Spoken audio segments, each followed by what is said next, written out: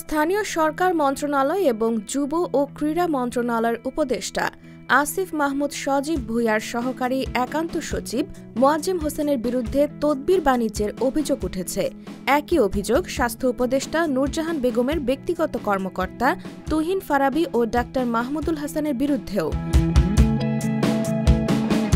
অভিযোগ উঠেছে তারা তদবির বাণিজ্য ও ফ্যাসিবাদের দোসর চিকিৎসক প্রকৌশলী সহ বিভিন্ন পর্যায়ের কর্মকর্তাদের অর্থের বিনিময়ে পুনর্বাসনের সহায়তা করার মাধ্যমে শত শত কোটি টাকা হাতিয়ে নিয়েছেন। স্থানীয় সরকার, স্বরাষ্ট্র, স্বাস্থ্য, পানি সম্পদ, গণপূর্ত, সড়ক ও মহাসড়ক বিভাগ সহ বিভিন্ন মন্ত্রণালয় ও দপ্তর ঘুরে ঘুরে তদবির করতেন বলে সংশ্লিষ্ট কর্মকর্তারা নাম গোপন রাখার শর্তে জানিয়েছেন। জানা গেছে, তদবির বাণিজ্যের অভিযোগ ওঠার পর মোয়াজ্জেম হোসেন ও তুহিন ফারাবীকে অব্যাহতি দেওয়া হয়েছে। স্থানীয় সরকার উপদেষ্টা আসিফ মাহমুদ সজীব ভূঁইয়া সাবেক এপিএস মোয়াজ্জেম হোসেন বৈষম্য বিরোধী আন্দোলনের নেতা ছিলেন।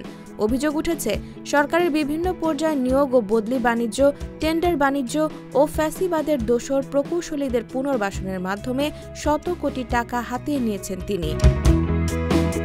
স্থানীয় সরকার প্রকৌশল অধিদপ্তরের প্রধান প্রকৌশলী, অতিরিক্ত প্রধান প্রকৌশলী থেকে উপজেলা প্রকৌশলী পর্যন্ত প্রায় সব গ্রেডের কর্মকর্তার বদলি, পদায়নের তদবির বাণিজ্য করেছেন বলে অভিযোগ উঠেছে। এছাড়া বিভিন্ন মন্ত্রণালয় ও বিভাগ ঘুরে ঘুরে তদবির করতেন।